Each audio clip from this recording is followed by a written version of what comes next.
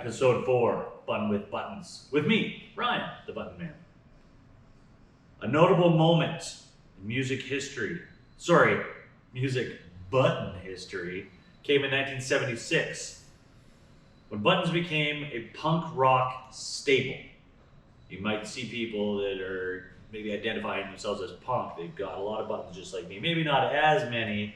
Maybe they got on the leather vests or leather jackets, or on the backs a lot too. Anyways, July 4th, 1976. The Ramones, again, if you don't know who the Ramones are, throw it in the Google, get on the Google. They put on a show at the Roundhouse in London, England. Jolie McPhee, a hippie with a button maker, sounds like a good dude, was there selling Ramones buttons at the show.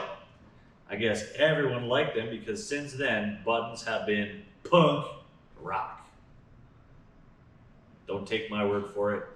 Google it again. Check out the Ramones. See you back for the 80s and the 90s.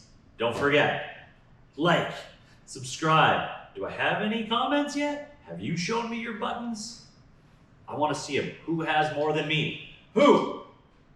Nobody. I'm Ryan the Button Man. See you next time.